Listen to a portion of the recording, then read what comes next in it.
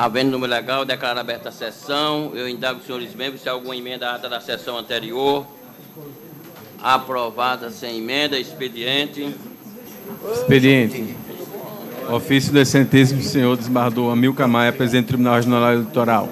Senhor presidente, cumprimentando Vossa Excelência, comunico nos termos do artigo 12 do Regimento Interno deste Tribunal Regional Eleitoral o término do primeiro biênio aos 16 de outubro de 2014 do Dr. Carlos Vigílio Fernandes de Paiva, membro titular desta Corte Eleitoral da classe dos advogados. Informo por oportuno que o envio da presente comunicação foi precedido de autorização do plenário desta Corte Eleitoral a fim de evitar questionamentos relativos à antecedência do envio, como outrora ocorrido. Aproveito o ensejo para expressar a mais elevada consideração e distinto apreço. Somente, excelência. Cuidante. Ordem jurisdicional. Leitura de acordo. Desembargador Cláudio Santos. Excelência, tem um acórdão aqui ainda da lavra do doutor Eduardo Pinheiro, que trata da Lei Estadual 463, Policial Militar, direito subjetivo do impetrante a direitos individuais, ressalva do relator, vencido nessa parte, e está de acordo também com o que foi decidido, em dissonância com o parecer da 8ª Procuradoria, vencido em parte do desembargador Glauber Rego, que determinava a implantação totalmente após o trânsito julgado, e o relator, que assegurava o impetrante do recebimento da referida gratificação, de formas que dou por lido, portanto, este acórdão. Ao unanimidade, com os comparecidos, terminando a autoridade católica por maioria do voto. Eu acordo. Isso aqui não está truncado, não. Arguição de constitucionalidade em agravo instrumento. Sim, vamos prosseguir a leitura. 420. E o subsequente pagamento da pensão de impetrante com base no nível de enquadramento adequado na forma com efeito retroativo à data da impetração do mandamento, vencido nessa parte dos desembargadores que determinavam a implantação e o pagamento tão somente após o trânsito julgado. A unanimidade estou decidido que o pagamento das parcelas vencidas a partir da impetração. Assim, policial civil, outra parte. auxílio natalidade, benefício executadas previsto no artigo 61 da Lei Complementar 270/2004. Quando eu vi a unanimidade, pagamento retroativo. Para pagamento com base na menor parcela única da carreira.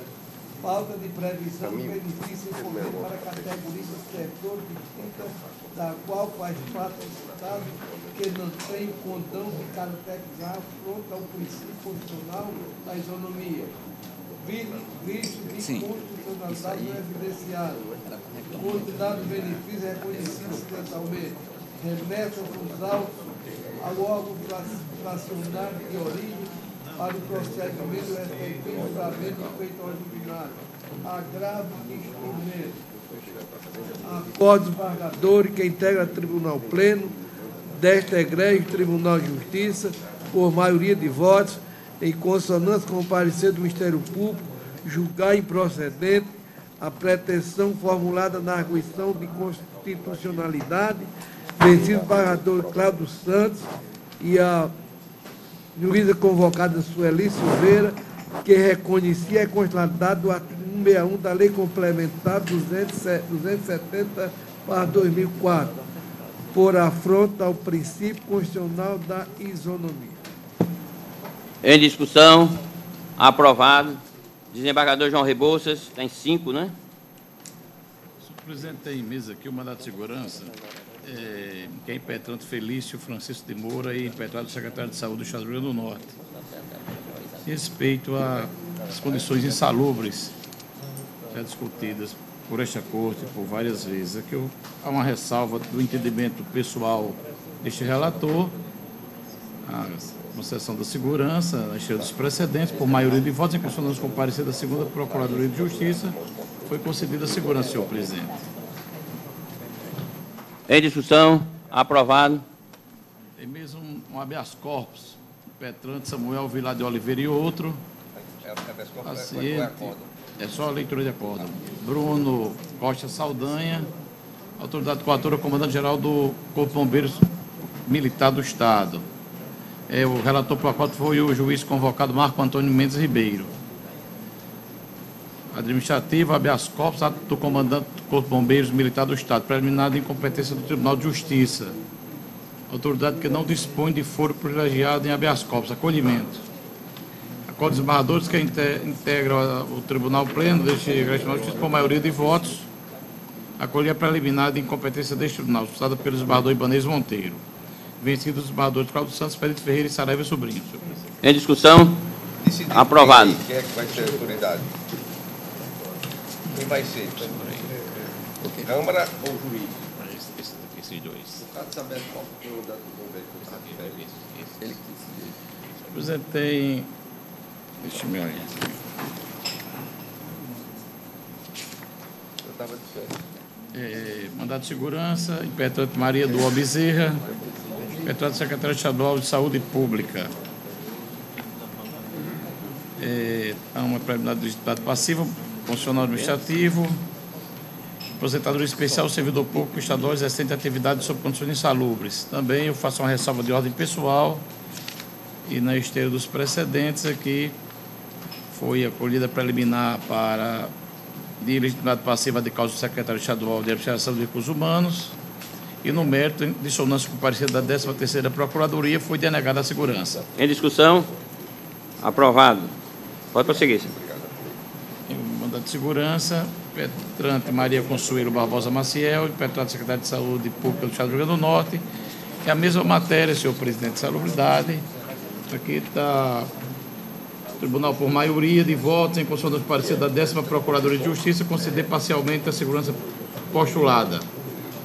Vencidos o desembargador Cláudio Santos e a juíza convocada Ana Cláudia Lemos. Pois não, excelência. Lido e aprovado. Pode prosseguir, excelência. E o último, senhor presidente, também é mandado de segurança, impetrante Carlos Antônio Dantas de Oliveira, impetrante secretário de Saúde Pública, a mesma matéria, a mesma proclamação, senhor presidente, com a mesma ressalva, que em harmonia com o parecer da 21ª Procuradoria. A preliminar e no mérito em dissonância. Pois não. Denegar a segurança. Em discussão? Aprovado. Só, senhor presidente. Obrigado. Pois não. Desembargador Vivaldo.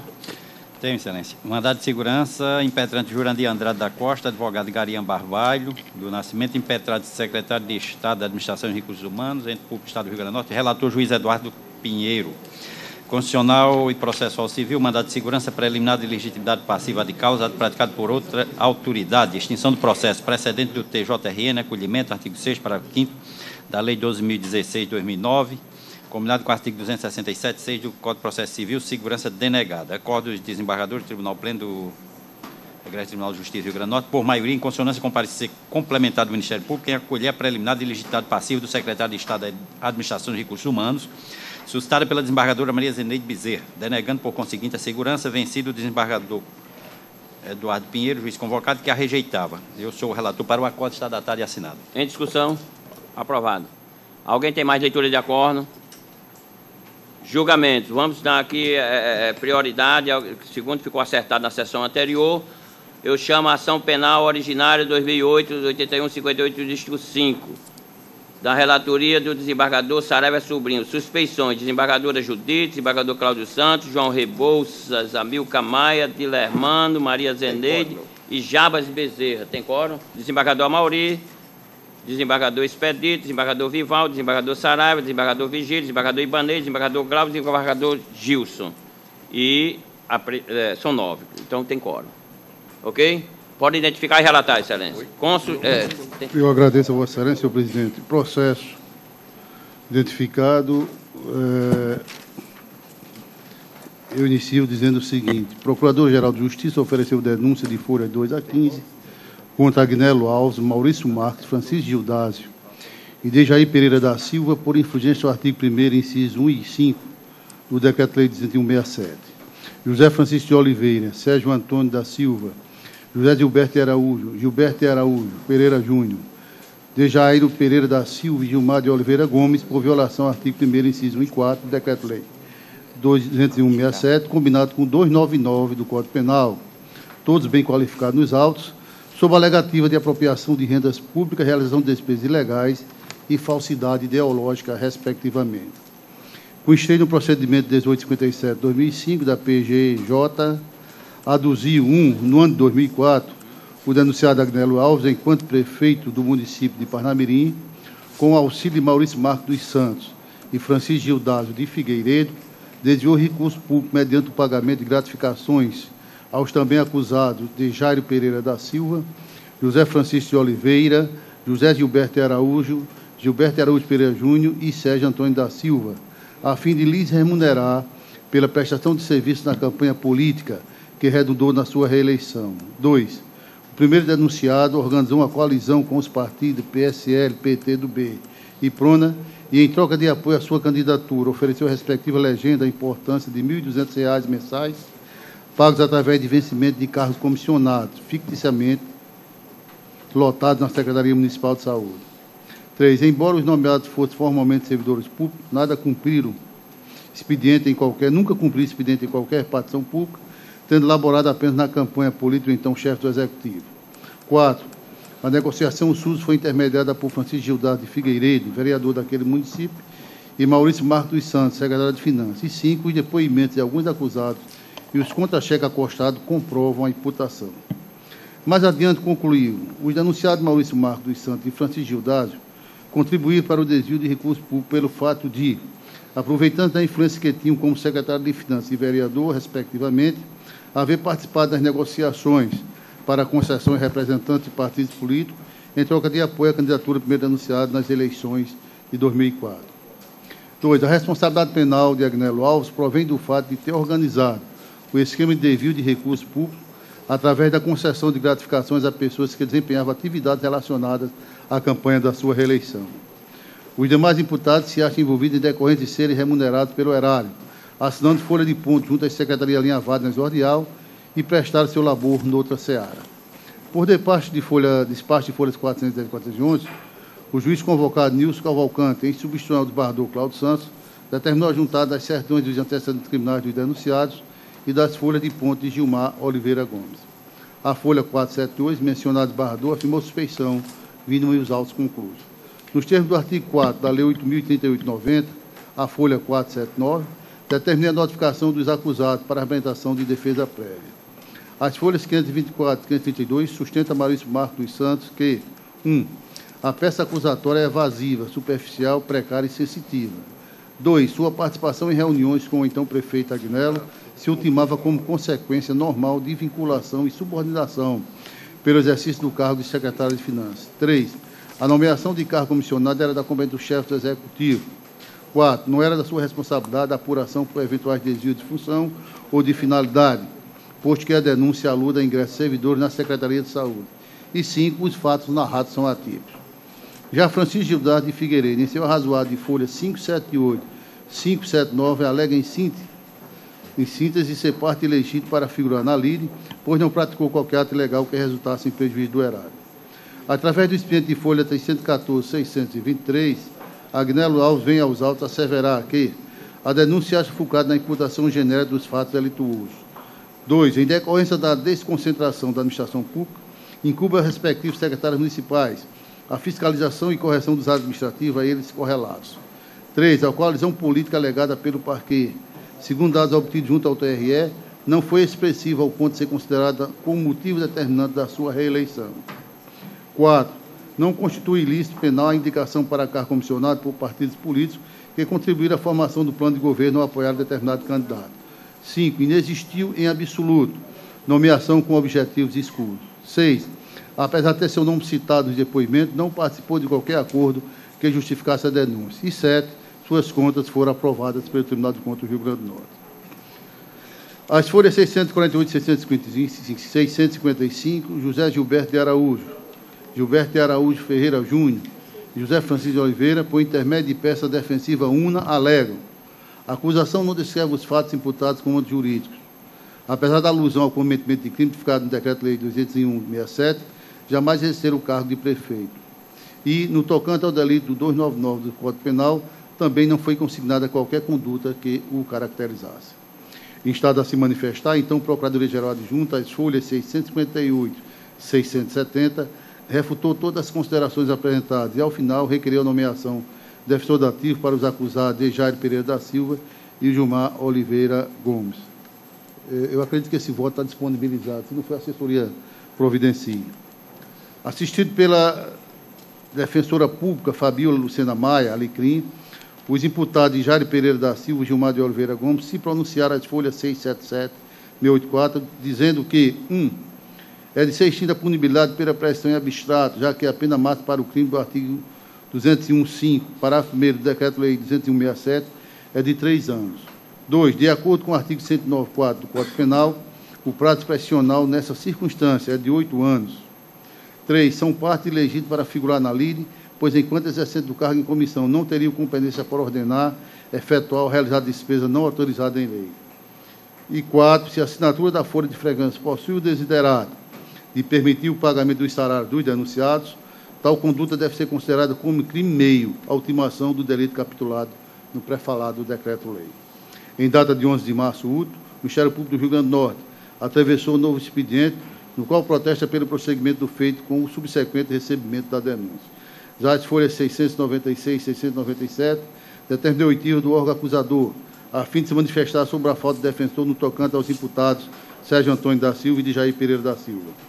Atendendo ao pedido, o Ministério Público, exalta seguir a Defensoria Pública para os devidos fins. Em resposta às folhas 704 e 707, os mencionados acusados, enfim, apresentaram suas considerações defensivas, ressaltando: 1. Constituir a hipótese sempre clássica de extinção de punibilidade, por se achar prescrita a pretensão estatal. 2. Serem parte legítima para figurar na lide. E 3. A necessidade de se observar o princípio da consumação quanto ao delito do artigo 299 do Código Penal. Em nova e derradeira intervenção, o Ministério Público se pronunciou pelo reconhecimento da pressão em favor de Sérgio Antônio e de Dejair Pereira quanto aos delitos do artigo 1º, 5 do Decreto-Lei 201.67, mantendo-se a denúncia do primeiro Sérgio Antônio no respeitante ao artigo 299 do Código Penal. Em resumo, senhor presidente, é o relatório. Em discussão, o relatório. Aprovado. Pode votar, excelência. Senhor presidente, antes de transpor as preliminares suscitadas, devo rememorar a Corte que a imputação subexame diz respeito aos senhores Agnello Alves, Maurício Marques, Francisco Gildásio e Dejair Pereira da Silva, por infringência ao artigo 1º, incisos 1 e 5 do Decreto-Lei 201.67. José Francisco de Oliveira, Sérgio Antônio da Silva, José Gilberto Araújo Pereira Júnior, Dejair Pereira da Silva e Gilmar de Oliveira, por violação ao artigo 1º, incisos 1 e 5 do Decreto-Lei 201.67, combinado com 299 do Código Penal. Todos bem qualificados nos autos, sob a alegativa de apropriação indébita de rendas, realização de despesas ilegais e falsidade ideológica, respectivamente. Analisa agora da preliminar de legitimidade passiva arguída por Francisco Gildásio de Oliveira, Sérgio Antônio da Silva, Dejair Pereira da Silva, Dejair Pereira da Silva e Gilmar de Oliveira Gomes. A objeção em destaque não pode ser examinada à luz das condições da ação e dos pressupostos processuais.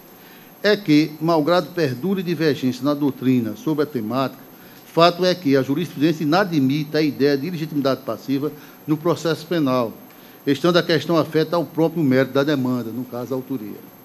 Com efeito, esta Corte, seguindo a melhor corrente, assentou que a objeção suja na esfera penal confunde-se com o próprio mérito, na medida em que pressupõe a análise da autoria e materialidade vertentes maiores das imputações criminais.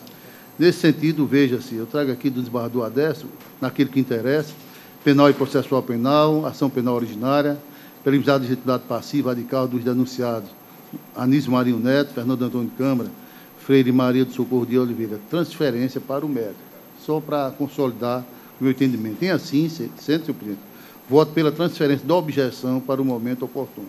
Alguma divergência? Pode prosseguir, excelência. Transferida para o mérito. Pois não. Prossigo ainda na preliminar, senhor presidente, de pressão da pena suscitada pelos acusados Dejair Pereira da Silva, Gilmar de Oliveira Gomes, Sérgio Antônio e Dejair Pereira. De conformidade com os imputados Dejair Pereira da Silva, Gilmar de Oliveira Gomes, Sérgio Antônio e Dejair Pereira, os delitos em questão se acham atingidos pelo regramento do artigo 109 do Código Penal. Para a defesa, aspas, se verificarmos o decurso do prazo entre a data do fato, outubro de 2004, última causa interruptiva do prazo profissional, até os dias atuais, percebemos que já transcorreram 8 anos, o que implica dizer que houve a perda do direito de pedido do Estado, fecho aspas, folhas 704 e 707. Ao se manifestar sobre a defesa prévia apresentada pelos acusados Sérgio Antônio de Dejaí Pereira, destacou o procurador adjunto Raimundo Juvim nas folhas 711 e 715. O exame detido dos autos demonstra que a preliminar de pressão, reticência, realmente merece acolhida, diferentemente os demais fatos, argumentos apresentados na defesa preliminar reticência fecho aspas. De acordo com o Ministério Público, o crime tipificado no artigo 1º, 5º do Decreto-Lei 201/67 é punido com detenção de 3 meses a 3 anos, de modo que a prescrição da petição punitiva estatal, nos termos do artigo 194 do Código Penal, se opera com o transcurso de 8 anos. Na hipótese, apesar da peça acusatória ter sido protocolada ainda em 2008, as diversas diligências, inclusive requeridas pelo próprio órgão denunciante, impediram seu recebimento em data anterior. Daí porque os crimes capitulados no referido decreto-lei, supostamente cometidos em 2004, se acham albergados pela pressão da pretensão punitiva. Isto posto, em consonância com a Procuradoria-Geral de Justiça, acolho a objeção e declara extinta a punibilidade pela ocorrência da pressão em prol dos acusados Sérgio Antônio de Jair Pereira, no tocante ao artigo 1º, 5 do Decreto-Lei 201/2007. Por iguais razões, senhor presidente, e por se tratar do mesmo fato, invoco o brocardo jurídico, da mesma razão, aplica-se o mesmo direito, evito a pronúncia em latim, para declarar extinta a punibilidade também dos denunciados Agnello Alves, Maurício Marcos dos Santos, Francisco Naldo Figueiredo, José Francisco de Oliveira, José Gilberto de Araújo, Gilberto de Araújo Pereira Júnior, Jair Pereira da Silva, Gilmar de Oliveira Gomes, também incurso nesse mesmo dispositivo, qual seja o inciso 5º do artigo 1º do Decreto-Lei 2001, qual seja a realização de despesas ilegais. Então, eu estendo esse mesmo denunciado a essa prescrição. Daí, eu entendo que o exame da denúncia deve prosseguir quanto a Agnello Alves, Maurício Marques, Francisco Gildade e Jair Pereira, pela imputação do crime do artigo 1º, 1 do Decreto-Lei 200/2007, ou seja, apropriação de verba pública. Já com relação a José Francisco de Oliveira, Sérgio Antônio da Silva, José Gilberto de Araújo, Gilberto de Araújo Pereira Júnior, Jair Pereira da Silva e Gilmar de Oliveira Gomes, como incurso no artigo 1º, 1 do Decreto-Lei 2007, combinado com o artigo 299 do Código Penal, qual seja apropriação de verbas públicas e falsidade ideológica, respectivamente. É como voto nesta preliminar. No caso aí, foi arguída a preliminar de prescrição, você está acolhendo parcialmente para esses que Vossa Excelência nominou, não é isso? Estendendo sim, demais, parcialmente, apenas está reconhecendo a prescrição desses que foram nominados em relação à tipificação do crime que Vossa Excelência citou. Não é assim? A colocação parcial. Desembargador Vigílio. Desembargador Ibanez. Senhor presidente, eu peço um esclarecimento ao relator, é que, na conclusão do voto da preliminar, Vossa Excelência faz referência ao artigo 1º, inciso 5º, 201, que é o que Vossa Excelência considera prescrito. Mas, no início da exposição da preliminar, na página 6, o penúltimo parágrafo, Vossa Excelência diz, de acordo com o Ministério Público, o crime tipificado no artigo 1º, inciso 1º do Decreto-Lei 201, é punido com pena de detenção de 3 meses a 3 anos. Então, eu acho que houve um equívoco na redação. Se não estiver corrigido no voto de Vossa Excelência, mas pelo menos o que está disponibilizado aqui, considero que há um equívoco no inciso do desembargador Saraiva. Aqui está o inciso 1º. É o 5º, né? É o inciso 5º e não o 1º. Artigo 1º, inciso 5º. De acordo com o Ministério Público, crime tipificado, é isso aí?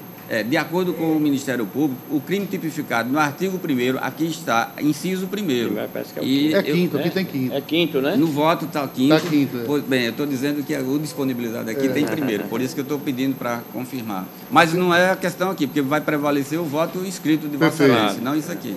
É só a disponibilização isso aí, viu?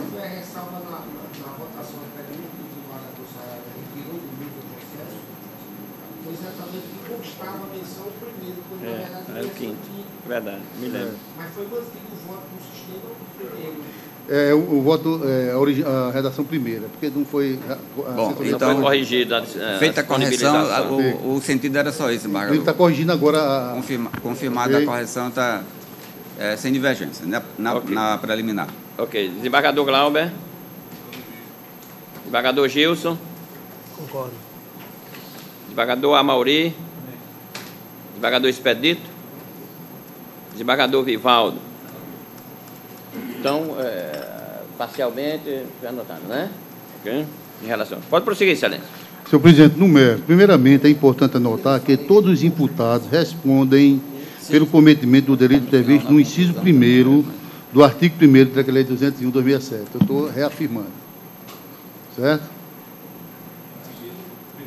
Primeiro. Não, no quinto. Do quinto, que é o prescrito, que é 3 meses. Aí prossegue no primeiro, né? É, ok? Foi no quinto. Remanesce do primeiro. Primeiro. Ok. Pode prosseguir, excelência. Bem assim, pelo crime do artigo 299 do Código de Processo Penal, com exceção este último aos senhores Maurício Marques Agnello Alves e Francisco Gildásio.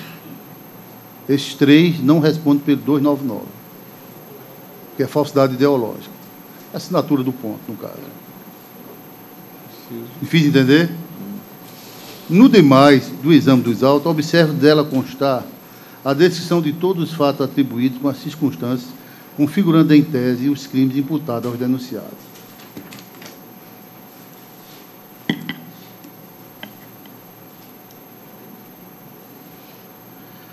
Salientes, para tanto, se encontrar atualmente pacificado na jurisprudência que a falta de justa causa para ação penal só pode ser reconhecida quando de pronto, sem necessidade de exame valorativo do conjunto do fato probatório, evidenciar-se a tipicidade do fato, a ausência de indício e fundamentar a acusação, ainda se houver ocorrido a extinção da punibilidade. Eu digo que isso foi argumento de defeito.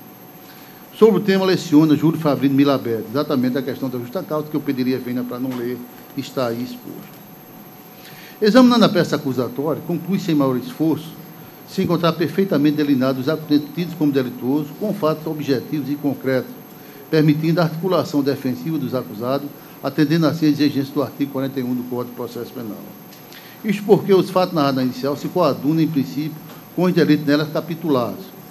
Adidos a isso, o fato da denúncia achar embasado em documentos sinalizadores da autoria e materialidade do delito, este que permaneceu, municiado de indícios, procedimento investigatório criminal 1857-2005, folha 17407, das supostas contratações irregulares entabuladas em janeiro a outubro de 2004 de servidores do município de Parnamirim. Outro sim resta viabilizado o recebimento do presente feito, por conta acompanhando de elementos probatórios da linha de auxílio do saudoso Mirabete. Eu também trago exatamente a argumentação do Mirabete, quando a peça narra os fatos, naturalmente deve ser servido. Outro é o funcionamento mais atualizado desta Corte de Justiça.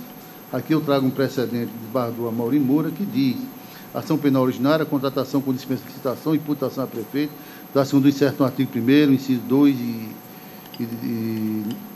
8 e 13 do Decreto-Lei de 2011, denúncia que preenche o requisito do artigo 41, recebimento.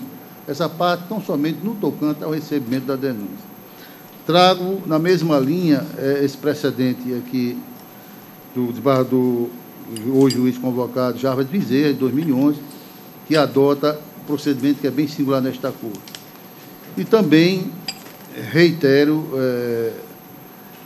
a ação penal originária contra o prefeito municipal, crime de responsabilidade, contratação de servidores, da relatoria do desembargador Adélio Silvino, em 2009, também nesta linha que não me incumbe mais descaracterizar. Prossigo, senhor presidente. Cumpre acrescentar que as alegações declinadas pelos acusados não afastam a tipicidade da conduta descrita na denúncia e deve ser objeto de análise ulterior no decorrer da ação processual. Ou seja, saber em definitiva a culpabilidade ou inocência, se agiu com dolo ou perpetrou lesão à dignidade, se adotou tais medidas em prol do interesse público, se merece ser condenado ou absolvido, é tarefa a ser desempenhada em momento a posteriori, exatamente quando a análise da formação da culpa. Aqui eu trago Magalhães Noronha, nesse sentido, que eu peço vênia para não ler, e prossigo, porquanto em linha de conta, não restava livrado de qualquer das situações de rejeição exordial, descrito no artigo 395, também de CPP, matéria que se surgiu a defesa.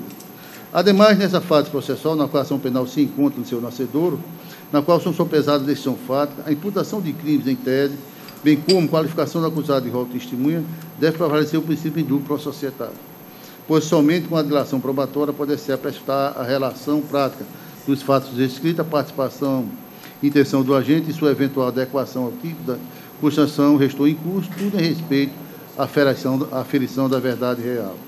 Trago o entendimento do STJ nesse sentido, o ministro Carlos Fernando Martins. Isto posto, senhor presidente, sem maiores delongas, receba a denúncia formulada em desfavor de Agnello Alves, Maurício Marques, Francisco Gildásio e de Jair Pereira da Silva, no concernente ao artigo 1º, parágrafo 1º do Decreto-Lei 201/2007. Recebo igualmente, agora com inclusão dos artigos 1º e parágrafo 1º do mesmo decreto, mas também do 299, no atinente aos denunciados José Francisco de Oliveira, Sérgio Antônio da Silva, José Gilberto de Araújo, Gilberto de Araújo Pereira Júnior, Jair Pereira da Silva e Gilmar de Oliveira Gomes. Deixo de aplicar a espécie, até pela argumentação já disse, o artigo 397 do CPP, por não se adequar o caso à hipótese de absolvição sumária.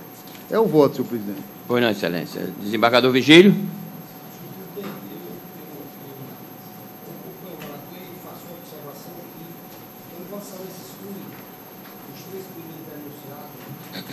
Que encabeça Agnello, Jair, o Maurício Marques e o terceiro, eles não são excluídos numa decisão de Vossa Excelência, até porque eles não foram denunciados. Não foram denunciados, exatamente. Não é? Não é exclusão, né? Exatamente, está ok. Eu Eles não foram acompanho. denunciados no 299. Pois não, desembargador Ibanez. Eu também concordo com o relator. Desembargador Glauber. Desembargador Gilson. Concordo com o relator. Desembargador Amauri. Também, excelência. Desembargador Expedito. Desembargador Vivaldo. Então, a unanimidade recebeu a denúncia nos termos do voto do relator, porque justamente o relator especifica toda a matéria. Ok. Eu vou dar. Eu trago o acordo na próxima sessão. Pois não, excelência. Eu vou dar aqui preferência aos advogados que se encontram presentes que requeriram sustentação oral. Então, eu chamo o processo na ordem da pauta 46, extra pauta. É o relator desembargador Saraiva, a sustentação oral do doutor Manuel Digésio da Costa. Está em mesa, excelência? É o 46, extra pauta, mandado de segurança. Com a palavra, excelência. Senhor presidente, mandato de segurança identificado por Vossa Excelência, impetrante Carlos Magno Pinheiro do Carmo. É isso, não é isso? Cuide-se mandato de segurança impetrado por Carlos Magno Pinheiro do Carmo contra ato dito ilegal do secretário de Administração do Rio Grande do Norte e diretor do Instituto Técnico Científico de Polícia, objetivando a averbação do tempo de serviço prestado com aplicação do índice multiplicador 1.4 durante o período seletista trabalhado. Folha 17. É o 46 esta pauta, não é isso? Isso, 46.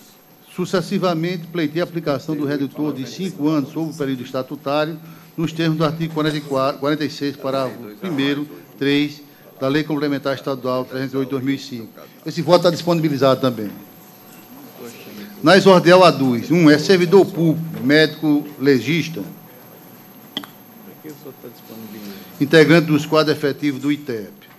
2. Foi admitido em 5 de agosto de 1988, sob o regime da CLT, desempenhando desde o início seu trabalho em condições insalubres. 3. Possui direito líquido e certo a ter o seu tempo de serviço seletista contado de forma diferenciada, 5/8/88 a 30/6/94, ante o exercício de sua atividade sob condições insalubres, bem a incidência do redutor previsto no artigo 46, parágrafo 1º, 3, da Lei 308/2005, quanto ao período estatutário. Pugnou ao final pela concessão da ordem. Juntou os documentos de folha 19/27. Informações prestadas apenas pelo diretor do ITEP para as folhas 33 e 36. Devidamente cientificado, o Estado do Rio Grande do Norte, por sua Procuradoria, pugnou pela denegação da segurança. A 17ª Procuradoria de Justiça, em substituição 8ª, opinou pela concessão da ordem. É o relatório. Em discussão, relatório. Aprovado. Eu quero dizer que a desembargadora Zeneide está impedida para funcionar esse processo. Vossa Excelência dispõe de até 15 minutos. Excelentíssimo senhor presidente do tribunal, desembargador Adésio, excelentíssimo senhor procurador-geral de Justiça, excelentíssimo senhor desembargadores, excelentíssimas senhoras desembargadoras aqui presentes. A matéria, como bem relatada, ela já foi bem discutida, entendeu? Ela traz a averbação do período seletista, isso já é uma matéria consolidada em todos os tribunais de todos os entes do Brasil, ratificada e confirmada pelo STJ e também pelo Supremo Tribunal Federal. Essa matéria já é consolidada, eu não vou discorrer muito sobre ela, mas sim sobre o redutor, entendeu? Que antes esse tribunal já tinha consolidado o entendimento, certo? Que eu trago aqui, que no caso na peça, uma decisão unânime que foi relatada pelo desembargador Cláudio Santos, como também transcreveu outra emenda que foi discorrida e aprovada por unanimidade, no caso, relatada pelo juiz convocado Assis Brasil. Esta Corte mudou o entendimento. Entendeu? Isso me surpreendeu, porque a matéria já se encontra totalmente regulamentada. E eu trago aqui, Excelência, veja bem, eu vou fazer uma pequena história para que a gente possa entender a capacidade, e eu peço, no caso a essa Corte, uma análise para, se possível, até uma reconsideração de entendimento. O artigo 40 da Constituição Federal diz o seguinte: aos servidores titulares do cargo efetivo da União, dos Estados, do Distrito Federal e dos municípios, incluídas suas autarquias e fundações, é assegurado regime de previdência de caráter contributivo e solidário, mediante contribuição do respectivo ente público, dos servidores ativos e inativos e dos pensionistas, observando critério de preservarem o equilíbrio financeiro e atuarial e o disposto neste artigo, quer dizer, no caso, dependendo das contribuições. E tendo, veja bem, no parágrafo... Com isto, veja bem, isso aqui foi uma emenda 41, a emenda constitucional 41 foi de 2003, foi quando começou a surgir o regime próprio de previdência em nosso Estado, ou seja, no Brasil, em todos os entes públicos. Iniciou com a emenda constitucional, que foi dada uma nova redação, certo, ao artigo 40 da Constituição. A Lei Complementar 122, veja bem, a Lei Complementar 122, no artigo 76, disciplina a matéria. Mas antes, porém, eu queria trazer à baila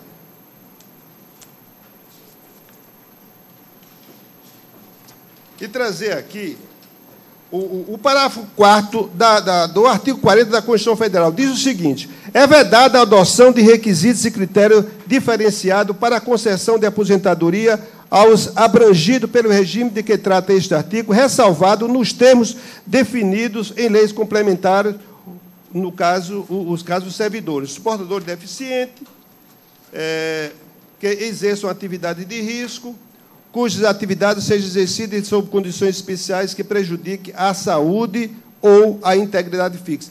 Veja bem, isso aqui, o parágrafo 4º leva, no âmbito nacional, diz, definido, nos termos definidos em lei complementar.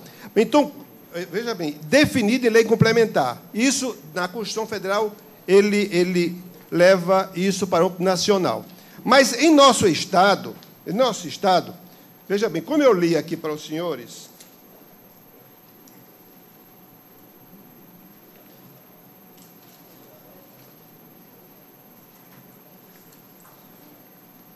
deixa eu pegar isso. O artigo 40, então, o regime próprio de previdência, ele ficou assegurado o direito constitucional de sua Constituição.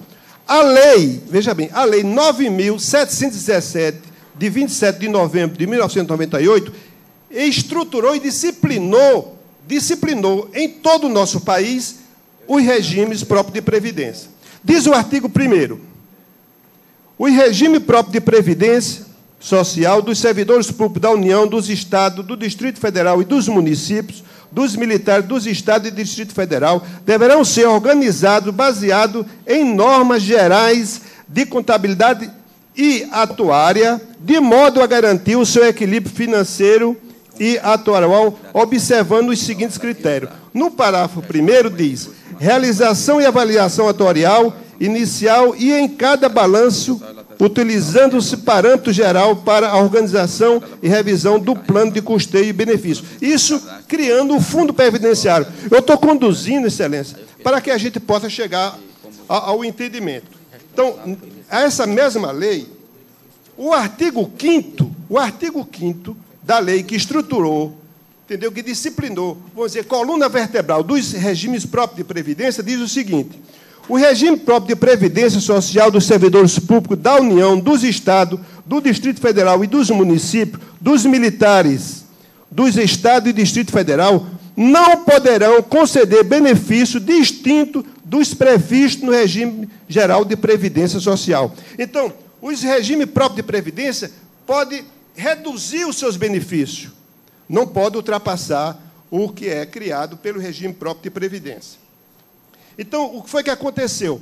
Na regulamentação, veja bem, na regulamentação da lei, a Lei Complementar 308, de 25 de outubro de 2001, no caso, na época, o doutor Paulo Liara era presidente do Instituto, certo? Eu tive acesso, que eu ministrei vários cursos de direito previdenciário no Instituto, eu conversando com o Paulo Liara com relação a esse caso, em que ele ficou consignado, certo? Isso vai dar problema da maneira que está consignado aí, Paulo.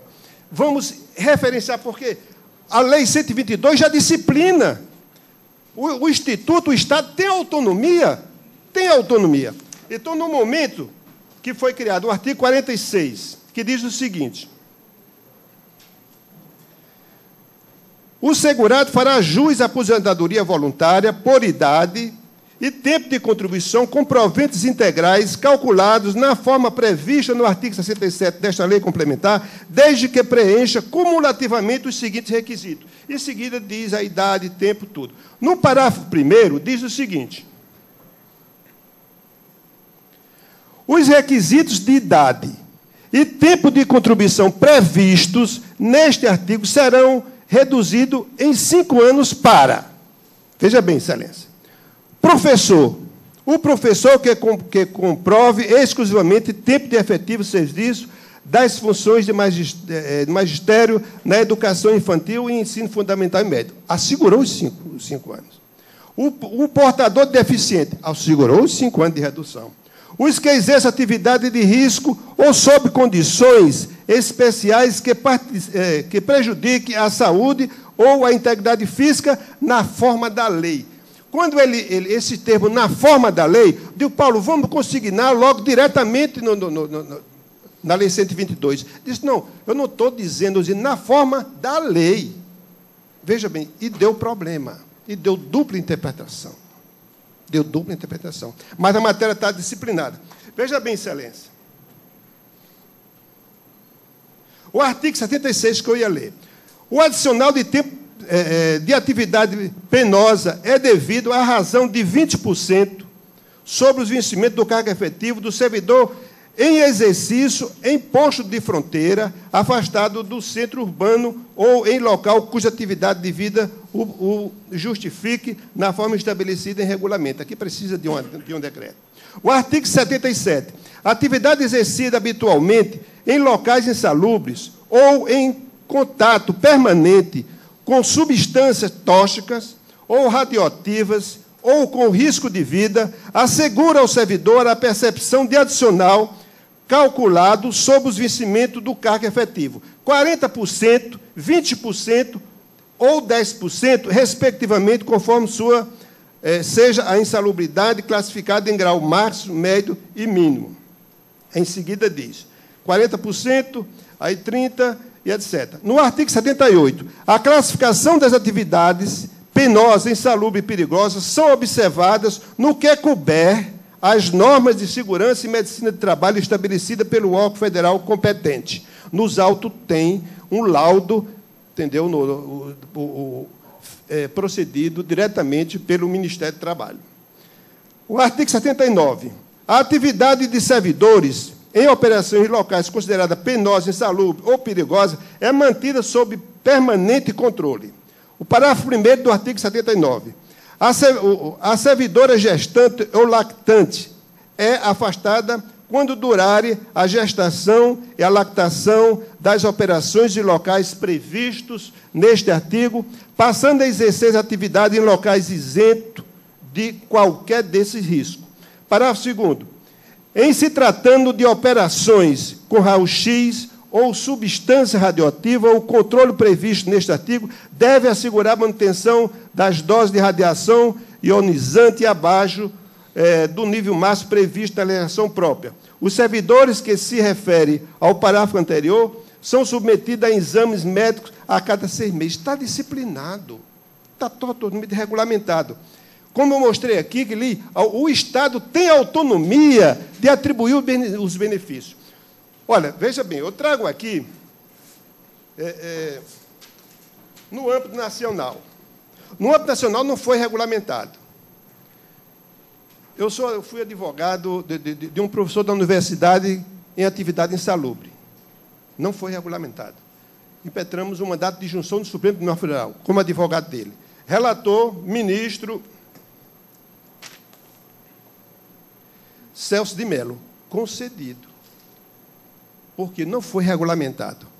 Ele não tinha dado. Nesses casos, ele não tem dado, não precisa de parâmetro. Aqui reduz 5 anos. Se ele tem 60 anos, que é o teto que pode se aposentar, ele reduz para 5 anos, fica com 55. Veja bem, Excelência, isso representa... Veja bem. Isso representa 14% de redução, porque ele precisa ter 55 anos de idade e precisa ter 30 anos de atividade, e reduz apenas 5 anos. Isso representa 5 anos. Não sendo concedido, o que vai acontecer? Vai dizer, a Alta Corte vai prolongar dizendo que a matéria não foi regulamentada. Qual o remédio jurídico? O mandato de injunção. Conduz isso para a Lei 8.113, que regulamenta o regime geral da Previdência, que a aposentadoria é concedida com 15 anos, reduzindo aí 20 anos, e não precisa de idade, para 20 anos, reduzindo aí o quê? 15 anos e 25 anos, reduzindo 10 anos. Isso representa nada mais do que 57% do tempo de serviço, 57% do tempo de serviço, 42% e 28%. E, no entanto, essa do Estado representa apenas 14% e tem um parâmetro. Daí é que a Vossa Excelência, veja bem, para encerrar, veja bem, nós temos aqui a Lei Complementar 51, que assegura ao agente de polícia. Essa Corte concede. E essa Lei 51, que foi albergada pela Constituição Federal, certo? E todos os entes estão acatando dos tribunais de justiça, inclusive esta Corte, exige apenas 20 anos de atividade policial, excluindo policial, e tem uma redução de 5 anos de contribuição e de idade, e não precisa de idade. E, no entanto, da forma que foi apresentada pela nova Previdência, para a Lei Complementar 308, beneficia não só o Estado, mas também o Fundo Previdenciário, porque exige que tenha, no mínimo, 30 anos de serviço e exige 50 anos de serviço. Então, Excelência, confio, certo, que esta Corte reconsidere e reanalise essa matéria com mais apreço, porque, não sendo assim, o remédio jurídico vai ser uma mandado de injunção que vai ser julgado por esta Corte, avocando o regime geral da Previdência, que será um dispêndio maior para o nosso Estado e para o Fundo Previdenciário. Muito obrigado. Eu vou a palavra ao relator. Eu agradeço a Vossa Excelência e digo, senhor presidente, há de ser deferida parcialmente a ordem. Desembargador Saraiva, me permite, me parece que na inicial se aponta como autoridade coautora o diretor do ITEP e o secretário de administração, não é isso? Sim, o secretário, inclusive, não respondeu. Não respondeu. Foi o diretor do ITEP. Porque, pelo menos nos autos, o que consta como prova pré-constituída, eu queria trazer a matéria à reflexão, porque pode, a partir desse julgamento, naturalmente, surgirem outros mandatos de segurança que repitam o mesmo procedimento. Ou seja, pelo que consta dos autos, eu vi ainda que ligeiramente, o requerimento foi formulado ao diretor do ITEP. E foi a autoridade quem negou, não é isso, Excelência? Não há ato aí do secretário. E parece que nós teríamos que enfrentar a questão que se repete em relação à competência. Não é? Perfeitamente. Não é isso? E eu penso que, preliminarmente, nós teríamos que enfrentar isso. porque pelo menos nos autos não consta qualquer ato do secretário negando o direito postulado pelo impetrante. Há, sim, do diretor, ele requereu Seria a atribuição do secretário. perfeitamente. Nós teríamos que enfrentar essa questão. Eu não poderia fazê-lo antes da sustentação oral, e foi bom porque nós ouvimos e tivemos a honra de ouvir Vossa Excelência, que sempre traz elementos fundamentados e nos auxiliam na apreciação dos casos. Vossa Excelência sempre defende com muito afinco da tribuna, tanto aqui como nas câmaras, sempre Vossa Excelência comparece para fazer sustentação oral. Mas a matéria que nós temos que enfrentar de competência, que eu acho que nós teríamos que enfrentar aí. E não houve encampação, né? Não, o secretário não silenciou, né? Silenciou. Mas aqui o próprio Estado responde através da... Não, mas o Estado aí age como ente público, obrigatório... Eu podia só esclarecer, Excelência? Pois não, Excelência. Não está ligado. Eu podia só esclarecer? Pois não, na minha parte. Olha, eu queria uma parte para esclarecer, eu vejo o seguinte. Aí não há teoria O de encampação pelo Estado, ele age IPERN, como veja bem, ente o IPERN público. não concede aposentadoria. A aposentadoria é considerada, só concede pensão. Quem concede aposentadoria é o secretário da administração. O secretário da administração, nos autos, entendeu? Um mandado de segurança acaba até, como mandado de segurança, pode ser até preventivos. Isso foi cuidado, Excelência, no momento que foi detalhado sobre a autoridade coautora. Porque quem concede a aposentadoria, ele está postulando a aposentadoria. Pela norma interna da própria secretaria, as aposentadorias são requeridas diretamente nas secretarias. O parecer é dado pelos assessores dos secretários. Em seguida, que é encaminhado para a Secretaria da Administração e, no fim, termina com o IPERN. Mas a aposentadoria é concedida pelo secretário da Administração. Então, como ele está postulando a aposentadoria, é um motivo dos dois passar como autoridade coautora. Como medida vamos dizer, preventiva e a outra por ter negado diretamente. Desembargador Amaury, é que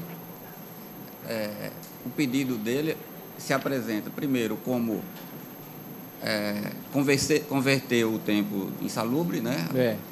E conceder a aposentadoria. A aposentadoria é complexa. Não. Está no pedido? Não. Está no Como pedido. é o pedido? Não está no pedido, não, desembargador. O pedido é de aposentadoria? Não. Esse pedido não chegou ainda ao secretário. Mesmo que seja o secretário a autoridade a conceder a aposentadoria, o ato ainda não chegou lá. Eu não posso dizer que ele está negando. E nem que irá negar a aposentadoria dele. Eu não estou vendo. Excelência, há esse pedido porque eu li há pouco tempo, deixa-me ver aqui novamente. Eu também vi. O pedido ele não pede aposentadoria, não. Item A. Ele pede só a verbação. Ele pede aqui a verbação no tempo de 88 a 94, com a contagem diferenciada, nos termos da Lei 8.213. E no que tange ao pedido estatutário, também elaborado em atividade local insalubre, está apresentado em grau máximo de 40%, que seja conhecido e aplicado o redutor de 5 anos. Quer dizer, não houve pedido de aposentadoria. Não houve aqui, pelo menos, que eu estou vendo. Então, o secretário não está... Não houve. E mesmo que houvesse, teria que ser negado ou dado noutros termos. Exatamente. Não é? Eu estou acreditando na consistência da colocação do desembargador Amaury, até porque não poderia haver teoria da encampação, porque não é superior hierárquico, e sim um secretário de segurança do ITEP. Exatamente. E não há pronunciamento, já que a gente está tão atentos à questão da competência desta corte, né? Eu tenho a impressão que há realmente consistência aí, o que vai depender naturalmente da discussão da matéria, né? Então, no caso do desembargador Amaury, levanta a preliminar, desembargador. Competência, Excelência. Pois não, Excelência. Perfeito. Porque, na verdade, não há... O ato que se ataca, em que pese se referir ao secretário, mas é da lavra, pelo que consta dos autos, do diretor do ITEP.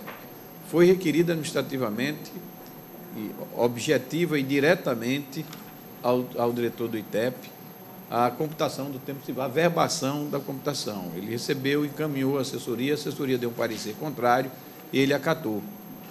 Data e assina nos termos em que do parecer, indeferindo o pedido. Daí o mandado de segurança. Então, eu penso que não seria a competência nossa em face do diretor do ITEP não gozar de foro privilegiado nos casos do mandado de segurança, interpretação do mandado de segurança. Admito até, em tese, uma posterior até participação do secretário para a aposentadoria em si. Mas não fora. Mas há de se indagar se realmente essa computação ou a verbação do tempo de serviço seria do secretário ou do ITEP. Pelo que consta dos autos, seria do diretor do ITEP, porque aí ele foi requerido e foi ele quem negou. E se for se o impetrante entender que é do secretário, que requeira o secretário para que Perfeito. Daí tem o ato do secretário, omissivo ou comissivo, né? Então, Vossa Excelência está levantando a preliminar de legitimidade passiva, né? No caso? Seria... E a inconsequência, a incompetência do tribunal. Não é assim, desembargador? Encaminha o processo. Aí nós temos que renovar aquela discussão, distinção ou não. Eu penso que, e tenho entendido assim, até mesmo para não se prejudicar a própria parte, que por vezes é difícil realmente se identificar com a autoridade coatora dentro dos caninhos da administração, né? E se remeteria o feito à instância inferior, no caso, Vara de Fazenda Pública, né? Para dar continuidade ao julgamento feito.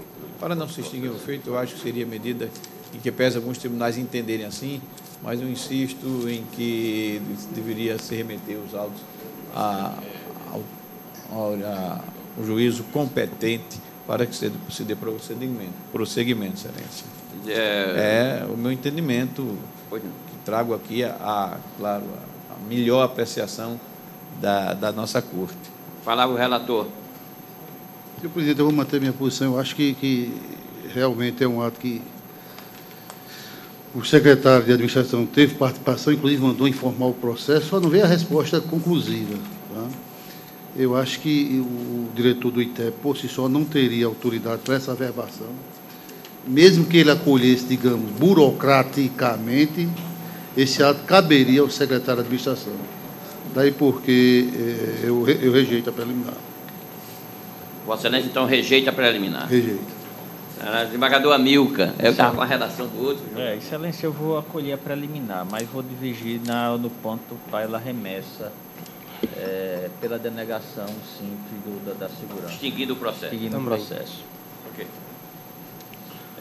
Doutor Jarbas. Eu vou pedir vênia de divergência, mas eu vou acompanhar o relator, não acolhendo a preliminar. Ok, rejeitando a preliminar. Desembargador Vigílio. Senhor presidente, eu acolho sim a preliminar, sem dúvida nenhuma. A uma porque, em primeiro lugar, o eminente advogado ele requeriu ao meu juízo, e assim nós vimos apreciando, o pedido não é de aposentadoria. O pedido é de a verbação na sua ficha funcional de tempo de serviço naquelas condições que ele entende como tal. Então, o pedido em si me parece, na sua feitura, absolutamente correto. Agora, aqui, sem dúvida nenhuma, o secretário de administração não compareceu em nenhuma das ocasiões. Quer dizer, segundo consta aqui, porque o pedido foi dirigido ao diretor do ITEP, que negou. Com essa negativa, o advogado ajuizou o mandado de segurança aqui nesta Corte, atribuindo ao secretário de administração, por força da Lei de Organização Administrativa da Administração Pública Estadual, que, dentre as atribuições da Secretaria de Administração, sem dúvida nenhuma se encontra o de armazenar dados do seu pessoal e, por via de consequência, o tempo de serviço e outros dados necessários ao servidor. Ora, não tendo comparecido o secretário de administração nessa condição, e eu não posso fazê-lo per salto, não é? Até porque não foi assim feito o pedido, restaria o diretor do ITEP, não é? E, ao meu juízo, o diretor do ITEP não tem, não é, competência nessa Corte de Justiça. Senhor presidente, cada dia mais eu me convenço de que esses mandados de segurança que aqui estão sendo ajuizados com relação à pretensão de contagem de tempo de serviço para efeito de aposentadoria, deveriam ser ajuizados esses pedidos na primeira instância, sobretudo em face do que dispõe a própria CLT, e eu citei um precedente uma vez aqui na votação do TST, de que matéria de reconhecimento de insalubridade, de periculosidade, de penosidade no trabalho carece de perícia, sim. O artigo 195, da CLT é muito claro nesse sentido. Não é? Diz aqui o artigo 195, a caracterização e a classificação da insalubridade e da periculosidade, segundo as normas do Ministério do Trabalho, far-se-ão através de perícia a cargo de médico do trabalho ou engenheiro do trabalho registrado no Ministério Público.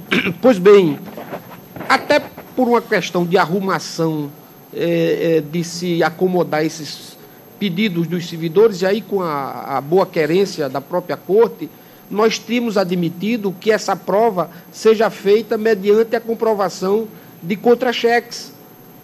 Comprovado o servidor que está percebendo essa gratificação de insalubridade via contra-cheque, o que é que nós estamos aqui aceitando? Que essa prova substitua a perícia, ou que esse contra-cheque substitua a perícia. Mas eu acho que isso tem sido de uma generosidade, vamos dizer assim, de interpretação nossa. Então, eu cada vez mais me convenço que esses, sim, pedidos deveriam ser ajuizados na primeira instância. E quero dar uma notícia aqui, talvez até um pouco assombrosa, de que segunda-feira passada, na sessão da turma de uniformização de jurisprudência, a doutora Berenice, que integra uma das turmas recursais, ela disse que esses casos, o que é que está acontecendo?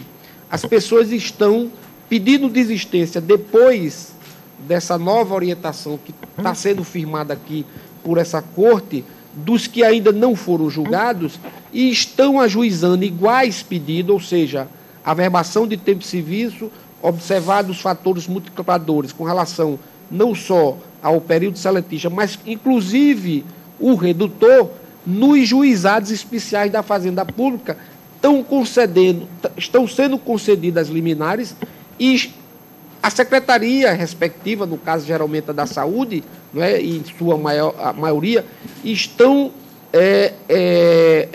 atendendo, cumprindo essa decisão dos juizados especiais. Veja que ponto chegou. Então, isso foi me passado pela doutora Berenice nessa sessão da turma de uniformização de jurisprudência. Quer dizer, o pessoal está todo agora correndo para os juizados especiais e estão obtendo esse direito que está sendo negado aqui pela Corte. E lá o direito está sendo obtido não só com relação ao período seletista, mas também com relação ao período estatutário, o redutor de 5 anos, que aqui unanimemente nós consolidamos esse entendimento, que não faz jus a essa contagem. O que é que nós estamos aqui admitindo? A contagem do tempo seletista até o dia 30 de junho de 1994.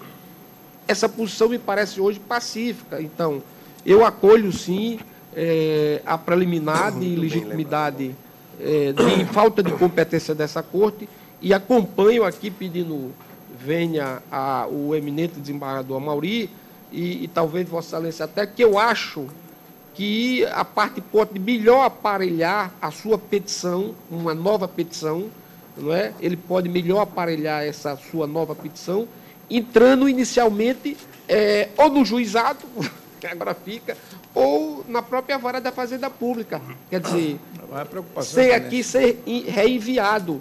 Então, eu talvez, desembargador Amaury, eu encaminharia para que realmente nós denegássemos, até porque, considerando que não se está discutindo o mérito, portanto, não faz coisa julgada, não é? A questão da falta de competência, então que nós denegássemos aqui o próprio mandato de segurança, que é a forma correta, que a lei diz que o seja, quando trata, inclusive, não só nas questões de mérito, mas nas questões das preliminares, e que o eminente, os advogados, não é, pleitei consoante assim for decidido por esta Corte agora, é a opinião minha, não é? E aqui que eu acompanho, nesse particular, talvez eu acho que até seja de bom tamanho para a parte fazer uma nova petição com novas objeções. Então eu acompanho, acolhendo a preliminar na extensão sugerida e orientada pelo desembargador Amilcar. A minha preocupação, Excelência, veja bem, realmente nesse ponto há divergência nos tribunais, e tanto quanto na própria doutrina. Quer dizer, hoje a lei, realmente a nova lei do mandato de segurança, fala em denegação, mas quando se reconhece a incompetência, né, principalmente nesses casos, que eu repito, é sempre muito difícil de identificar efetivamente qual a autoridade coatora, de se estar aqui a se negar a prestação jurisdicional, e notadamente no caso que fatidicamente será o direito do mandato de segurança não poderá mais ser renovado por conta da decadência. É um ato ainda no final de 2012, é o que me parece, e tolheria aí, não é? Que, veja bem, não podemos considerar erro grosseiro a ponto de imediato já se denegar de segurança, ainda que sem se enfrentar o mérito por questões meramente técnicas. Então, a partir do raciocínio de Vossa Excelência, de aí se dá uma interpretação mais favorável ao jurisdicionado, que poderá continuar na discussão da pretensão do seu direito, que, em parte, nós temos reconhecido aqui, já adiantando o próprio mérito, né? Nós pacificamos, Vossa Excelência disse isso muito bem, pelo menos no que diz respeito à averbação do tempo prestado durante o regime seletista, né? Isso, me parece, já está pacificado na Corte, né? O redutor dos 5 anos é que nós temos indeferido. Então, diante até da plausibilidade, que é evidente do próprio direito da parte, pelo menos nesse ponto, salvo o melhor juízo, né? Do juízo, então, competente, mas, na verdade, me parece que seria razoável e não seria desarrazoado se encaminhar o feito ao juízo, se assim entender a Corte competente, para se dar prosseguimento ao mandato de segurança. Só a ponderação que eu faria. Eu só fico preocupado agora com a respeito, naturalmente, entendimento divergente e respeito, claro. A distribuição.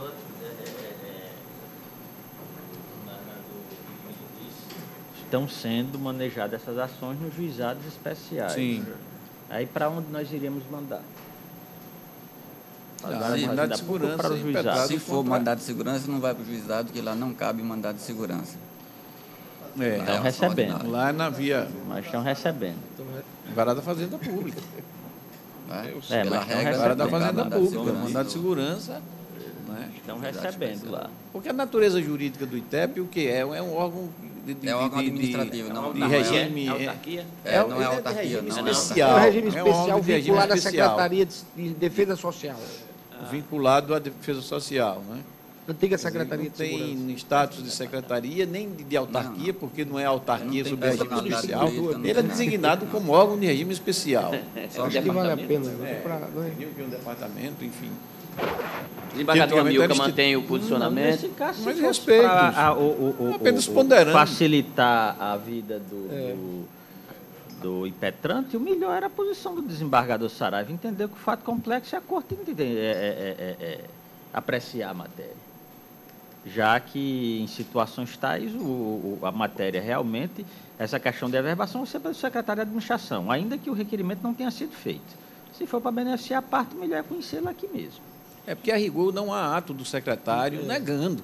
O ato dito violador e comprovado é do ITEP. É do ITEP. É do ITEP. A rigor. E se for para o órgão, desembargador Amilcar, não seria o secretário de administração também, porque seria o secretário a que ele é vinculado. O servidor do ITEP não é vinculado à Secretaria de Administração, mas sim à Secretaria de Defesa Social. Veja que nos demais mandatos de segurança que nós temos aqui de insalubridade, a autoridade indicada coatora é o secretário de Saúde. E me parece... Posições entre servidores da saúde. Da saúde. E me parece que o diretor do ITEP sim, pelo menos ele se reconheceu como tal, porque ele indefere. Sim, porque se não fosse da atribuição dele, ele teria dito, encaminhe-se ao secretário, porque não é da minha competência. Ele diferiu. Dos funcionários da diretoria. Ele seria o secretário da pasta. Ele que tem competência administrativa para tanto. Mas não da administração. Tanto é que ele indeferiu. Se não fosse, ele teria dito. Encaminhe-se ao secretário ou à autoridade que for competente, administrativa, que for competente para o reconhecimento, para a verbação como requerido. Mas não, ele encaminhou a assessoria jurídica do ITEP. Isso. Não foi da secretaria. E indeferiu depois, acatando o parecer. Então, ele se reconheceu como tal. E contra esse ato que se ataca. Ele assumiu o ônus. Sobreveio o mandato de segurança. Claro. Ele assumiu o ônus do indeferimento. Naturalmente, porque tem competência administrativa para isso. Exatamente. Se o fez, Vamos lá, amigo. E encaminha para o secretário. Senhor presidente, eu desembargador amigo não vai falar. Não, pela precedência também, não. Eu vou. Liga esse negócio aí. Desembargador a Mauri, que é absolutamente justa, eu então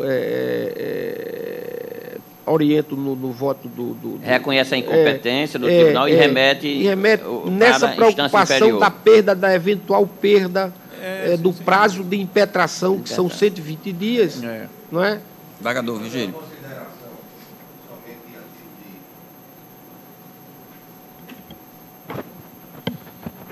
De ajuda é que, em outra matéria muito parecida com essa anteriormente, nós decidimos mandar para o juízo competente, o que eu acho que é a obrigação do tribunal, a teor do 113, parágrafo 2º do Código de Processo Civil. Declarada a incompetência, deve se remeter ao juízo competente. E isso foi decidido aqui, eu acho que é uma unanimidade. Não é deixar... o Léo tem que ir para algum lugar, ou então extinguir a ação, né? E a gente tem que decidir aqui. Agora, muito pertinente a palavra do desembargador Vigílio com relação a essa competência que nós estamos assumindo aqui, sem observar a decisão do Supremo no mandado de injunção, que manda tudo para a perícia. Se é para observar a Lei 8.113, tem que ir para a perícia, tem que ter um processo administrativo. E isso não pode ser examinado pelo juizado especial e nem pelo tribunal, pelo juiz singular, onde vai haver uma instrução. Agora, se sobrevier um ato de aposentadoria que não observe, eventualmente, direito líquido e certo do impetrante a contagem diferenciada, aposentadoria especial qualquer, claro que o ato for do secretário de Estado, esse tribunal haverá de examinar no caso concreto. Mas, em regra, a se reconhecer a validade da decisão do Supremo no mandado de injunção, determinando que, enquanto não houver disciplina pelos entes políticos, deve-se observar a lei, o regime geral da Previdência Social, é a Lei 8.113, essa é clara no artigo 77, salvo engano, por aí, e dizer todos aqueles critérios que serão observados na aposentadoria especial de qualquer pessoa, inclusive perícia.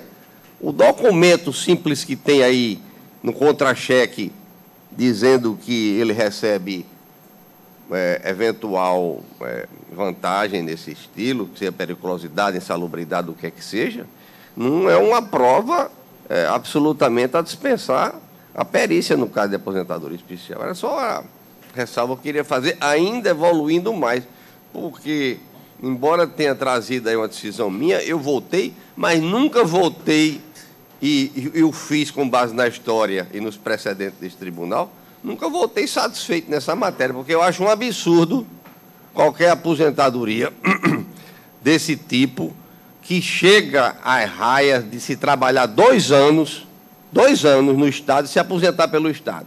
Tem exemplo aqui de 2 anos, efetivamente, depois de 2 anos de trabalho no Estado, se aposenta pelo Estado. O que é, evidentemente, um grande absurdo. Então, reordenando, o desembargador Amauri levantou a preliminar de incompetência, remetendo o processo para a instância inferior. Perfeito, excelência. O desembargador Saraiva rejeitou a preliminar. Senhor presidente, enquanto havia discussão, eu excelência. fui analisar aqui os autos e realmente, senhor presidente, o ato me parece ser isolado do doutor Nazareno de Deus Medeiros Costa, que diz: acolho o parecer da assessoria jurídica desse instituto, que o parecer exatamente denegando a verbação pretendida, condição pela improcedência do pedido na forma requerida. Efetivamente, eu entendo, sim, o amigo destacou bem, é um ato complexo, mas a gente adentrando mais, melhormente nos autos, e vê que não há uma decisão do secretário. Ele tão somente mandou tramitar, e se ele decidiu, ele não juntou nenhuma cópia nesse sentido. Então, eu entendo, sim, que o desembargador é um ato isolado do diretor do ITEP, que não tem foro nesta casa, e que efetivamente seja encaminhado para na forma da proposição do desembargador Amauri. Excelência, Vossa Excelência acolhe. Desembargador Amilcar. Acompanha o relator agora. Ok. Agora eu permaneço na minha posição pela denegação da ordem, que foi assim que eu tenho votado nas sessões anteriores, desembargador Cláudio. Mas é porque ele está isolado, desembargador, porque ele está isolado. Então, vocês... Não, ele acompanha o relator, ele está acompanhando Vossa Excelência. Só os efeitos. Denegando. Desembargador, doutor Jarbas, estava votando acompanhar o seguro. Eu votei já. Votou, agora acompanha o relator. Agora acompanha o relator. Ok, Excelência. Desembargador Vigílio, acompanha o relator. Desembargadora Zeneide. Desculpa. Desembargador Ibanez. Senhor presidente, eu tenho defendido também, nesse caso, da denegação da segurança, conforme o desembargador Amilcar sustentou. No entanto, faço aqui a distinção, que a impetração se refere a duas autoridades, uma com competência aqui e outra sem competência no tribunal. Para que nós estamos reconhecendo a incompetência para a autoridade que foi reconhecida como legitimada. Portanto, temos que reconhecer também e ficar consignado que a ilegitimidade do secretário, porque o mandato de segurança indica as duas autoridades, sendo o secretário com prerrogativa de foro aqui. Então, eu tenho que... uma decorrente da outra. Então, eu tenho que reconhecer que o secretário não é a autoridade legitimada e, por conseguinte, ficaria só o diretor do ITEP, que não tem prerrogativa de foro, para que se decida sobre a declinação de competência e remessa ao primeiro grau ou a denegação da segurança. Como, neste caso, há uma diferenciação, não há a impetração não é só contra uma autoridade sem prerrogativa de foro, que, se fosse assim, eu votaria pela denegação da segurança. Nesse caso, a indicação de uma autoridade com prerrogativa de foro, que está sendo reconhecida sua ilegitimidade, aí eu concordo com a remessa dos autos ao primeiro grau. Okay, eu estou entendendo. Vossa Excelência está excluindo o secretário. Reconhecendo a legitimidade do secretário, excluindo ele, e aí sim determinando a remessa ao primeiro grau por incompetência. Ok, entendi, Excelência.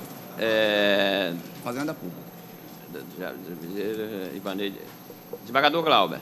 Senhor presidente, eu vou me limitar à discussão preliminar, em que pese a brilhante atuação do advogado na tribuna, mas acompanho agora o relator, né, e pela divergência inaugurada pelo desembargador Amauri, com relação à ilegitimidade. Com relação à denegação ou não, eu me mantenho fiel ao meu posicionamento, pedindo vênia àqueles que me antecederam, que entendem por encaminhar o juízo de piso, né, por conta de que a lei não faz essa distinção de quando a impetração indica uma autoridade supostamente que teria foro aqui neste tribunal e quando não há essa indicação. A lei é bem clara, a Lei de Mandado de Segurança, no artigo 7º, se eu me engano aqui, não, desculpe, no artigo 6º, parágrafo 5º, denega-se o mandado de segurança nos casos previstos pelo artigo 267 do CPC. Então, eu me mantenho fiel ao meu posicionamento e pedindo vênia, como disse já, os que remetem ao primeiro grau. Eu acompanho neste ponto o desembargador Amilcar. Denegando. Não, o desembargador Amilcar acompanhou o relator. Não, ele ressalvou. Ressalvou? Ressalvou. Denegando a segurança, o desembargador Amilcar, foi? Porque eu votei nas últimas situações nessa situação. Denegando não tem. Denegando a segurança, nós temos. A única diferença é pela remessa. Ele acolhe a preliminar e denega. Aí extingue o processo aqui. Não remete para lá. Não, no voto dele. No voto dele. Vossa Excelência continua denegando, não é isso? Extinguindo o processo. Eu só não remesso. Ele dividiu. Não, então extingue o processo.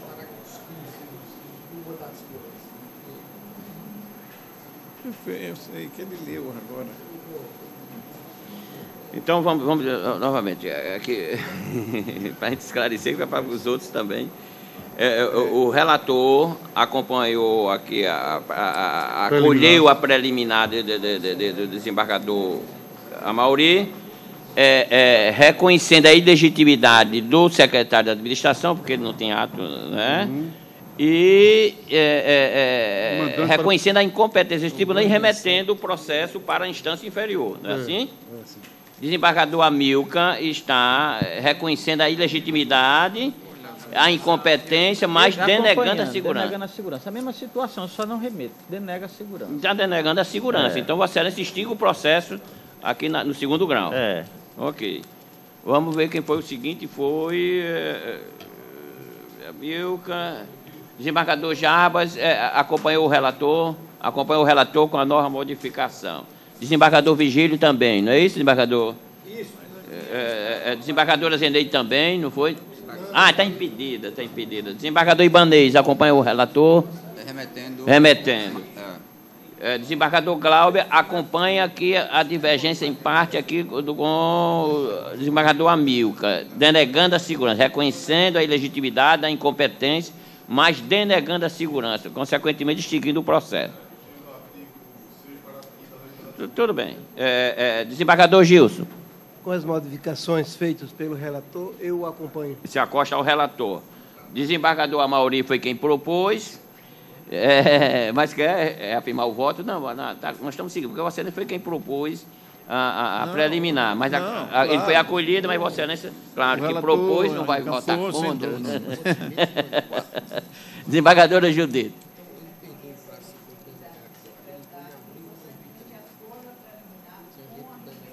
Pois não, acompanhando o relator.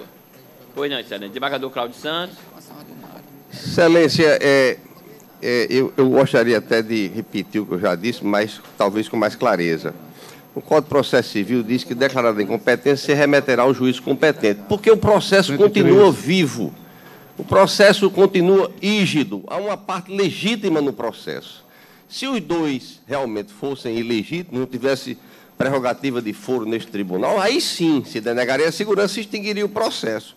Mas se nós estamos reconhecendo o diretor do ITEP como parte legítima para figurar no polo passivo do mandado de segurança, nós temos a obrigação, de acordo com o Código de Processo Civil, de remeter ao juízo competente, sob pena desse processo ficar vagando. É obrigação do tribunal, com a colocação muito bem feita pelo... Não, Excelência. Na minha opinião, e na do desembargador, deveria ser extinta observando a lei de mandado de segurança, que é expressa e é uma lei específica para esse tipo de natureza de processo. Ok. Então, voltando aqui ao Código de Processo Civil, o 113 diz que, nesses casos, deve-se remeter ao juízo competente, porque é uma parte legítima. O processo está rígido. Houve o pagamento das custas aí do tributo pela ação. Então, o processo, no meu entendimento, deve ser remetido para uma das varas da Fazenda Pública, respeitando eventual divergência. Vossa Excelência não acompanha o relator. Só nesse particular é interessante, porque o artigo 103 é a regra geral. A lei de mandado de segurança é uma norma especial e prevalece sobre a regra geral. Mas, doutor, só prevaleceria a lei do mandado de segurança se as duas partes fossem ilegítimas. Aí sim eu concordo com Vossa Excelência. Mas tem uma parte que nós estamos dizendo que é legítima. Perfeitamente. O processo sobrevive. Não vamos extinguir um processo se as condições de ação estão perfeitas, excetuando Uma que é ilegítima, que a gente declarou, mas a outra sobrevive. Em outras palavras, desembargador Cláudio, a incompetência é decorrente desta decisão que está sendo tomada agora. O que nós estamos dizendo é que a parte é legítima. Nós estamos dizendo que o diretor do ITEP... Até ser decidido que o secretário é ilegítimo, a competência é nossa. Claro, e olha, o que nós estamos dizendo aqui é que o diretor do ITEP é parte legítima para integrar o foro passivo. Entendeu? Agora, o que estamos também a dizer é que ele não tem um foro no Tribunal de Justiça. O foro correto é o do primeiro grau, e para isso estamos encaminhando para lá. Não estamos aqui reconhecendo ilegitimidade da parte apontada à coatura. Eu fiz a ressalva porque nos casos em que for só uma autoridade impetrada e sem prerrogativa de foro, eu vou denegar a segurança, eu vou votar pela denegação da segurança. Nesses casos em que o tribunal exclui a autoridade que teria a prerrogativa, aí eu voto pela remessa. Eu só faço essa Porque é questão de competência, não é de legitimidade de parte. Exatamente. O diretor do ITEP é parte legítima, tanto é que eu disse e repito, ele indeferiu. Doutor desembargador Ibanez, Vossa Excelência permite eu ler só um comentário aqui desse livro que eu invejo que não tenho, aqui atualizado 2013. Mas eu ia ler aí do colega, uma decisão quando o doutor Teotônio Negrão diz assim: parágrafo 2º do artigo 103 do CPC, ao determinar que o juiz remeta os autos ao juízo tido como competente, após o reconhecimento de sua incompetência absoluta, o que é o caso, tem por objetivo e princípio afastar o risco de perecimento do direito do demandante. Até porque, eventualmente, o prazo do mandato de segurança pode ter se expirado. Vale dizer, tendo a parte exercido seu direito de ação, ainda que perante o juiz incompetente, é certo que a interrupção do prazo de prescrição na questão da consideração vai retroagir da produção. É outra forma de preservar o direito. Outro aspecto relevante que eu mencionado do preceito legal busca preservar é o financeiro. O pagamento do tributo que foi feito. Uma vez que a sua observância seja o aproveitamento das custas processuais até então suportadas pelo demandante. Eu não tinha lido esse livro, não, mas eu queria emprestado depois, por favor. Desembargador Cláudio, Excelência, poderíamos até renovar já também aqui na jurisprudência. O STJ... sem querer tumultuar, Excelência, tem decisões do Supremo dos Tribunais Superiores em sentido contrário, determinando a extinção, a denegação do mandado de segurança com a extinção do feito. A matéria não é pacificada. Inclusive, aqui foi julgada a unanimidade, já também denegando. Exatamente. Nesse caso. Vamos prosseguir agora. Desembargador Expedito. Desembargador João Rebouças. Senhor presidente, é interessante o debate porque no mandato de segurança existem duas autoridades. A Corte está entendendo que o secretário é a parte legítima, porque o diretor do ITEP é aquela autoridade capaz de rever ou anular o ato. E na hora que prevalece esse entendimento, evidentemente que, se sabendo que tem juízo competente, deve se remeter para ele, até pela questão de economia processual, do pagamento do tributo, da possibilidade de decadência do direito. Aí o entendimento em bona parte, em favor do impetrante, evidentemente. Eu acho que o pedido não venha a quem pensa diferente, reconhecemos e sabemos que a lei de regência do mandato de segurança prevê a possibilidade de extinção, como defende o desembargador Amilcar e o desembargador Glauber, mas eu entendo que essa extinção, quando realmente não, vamos dizer assim, remanesce uma parte legítima do polo passivo. E aí tem uma, que é o diretor do ITEP. Eu peço vênia para acompanhar o relator. Acompanhar o relator, Vossa Excelência. Senhor presidente, eu estou trazendo aqui o posicionamento da primeira Câmara do STJ, nas palavras do ministro Castro Meira. Ele diz o seguinte: olha, em mandado de segurança, viu? Processo civil, agravamento do mandado de segurança. Autoridade não sujeita à prerrogativa de foro. Remessa para o juízo competente. Possibilidade. Aplicação do artigo 113, parágrafo 2º do CPC. Bem objetivo. Só, senhor presidente. Obrigado. Eu acolho a preliminar com a remessa dos autos à instância inferior. Pois não, Excelência, acompanhando o relator. Então, a proclamação acolheu a preliminar de ilegitimidade passiva do secretário da administração e, por via de consequência, a incompetência do tribunal para julgamento do feito, determinando em seguida a remessa do processo à instância. Ok. Redator desembargador Amauri. Sendo que os desembargadores Glauber, Amilcar Maia e o desembargador Glauber decidiram pela denegação da segurança e, consequentemente, a extinção do processo. Assim, né? Ok. Senhor presidente, eu queria só aproveitar e dizer que o 47 é a mesma matéria, eu estou tirando de mesa para dar uma examinada melhor. Só constar em ato. Ok. 47, beleza. Desembargador Amauri, aqui tem aquele caso da doutora Cátia, né? Aquela revisão criminal, Vossa Excelência, ela não está presente, eu acredito, mas se Vossa Excelência vai está em mesa, está em mesa. Quer julgar, mesmo assim? Sim. Com a palavra, Excelência. É o número 1 da pauta anterior. Revisão criminal, requerente Sebastião Feliciano da Cruz, advogada doutora Cátia Maria Lobo Nunes e requerida da Justiça. O relatório é o seguinte, senhor presidente. Sebastião Feliciano da Cruz, através de advogada, ajuizou a presente revisão criminal com pedido de liminar em face de sentença condenatória transitada em julgado após desprovimento do recurso interposto proferido pela juíza de direito da comarca de São Tomé, que o condenou a 5 anos e 8 meses de reclusão por infração ao disposto no artigo 1º, inciso 2, parágrafo 3º e 4º, inciso 1 e 5º, todos da Lei 9455 de 97, com a declaração, inclusive, da perda do cargo de policial militar. Afirma que a acusação que pesa sobre o revisionando é de que, quando o mesmo, encontrando em serviço, em data de 31 de dezembro de 2004, teria praticado crime de tortura contra a pessoa de Abner Machado Pereira Neto, preso de justiça. Diz que, na data do fato, tomou conhecimento de que o preso referido estava planejando uma fuga e que, no intuito de impedir tal ação, questionou-lhe acerca da existência de alguma intenção de fugir, a ocasião em que o preso lhe desferiu agressões físicas, atingindo-lhe os olhos, momento em que, agindo em legítima defesa, também agrediu o preso, resultando lesões corporais em ambos os envolvidos, conforme laudo pericial. Alega ter sido posteriormente instaurado procedimento administrativo, possuindo como objeto a apuração do referido crime, e que o mesmo foi arquivado pela vasta prova, no sentido de que as lesões sofridas pelo preso foram provocadas pela defesa do revisionando, diante das agressões provocadas pelo preso, que o atingiu primeiramente com um soco, ocasião em que teve início uma luta corporal, tudo consoante os depoimentos estimais colhidos quando na instrução do feito. Argumenta que a perícia médico-legal realizada no preso não detectou qualquer outro tipo de lesão grave, sendo todas do tipo simples, como equimose, escoriações e edemas, não havendo que se falar em escoriações mais graves, não existindo atos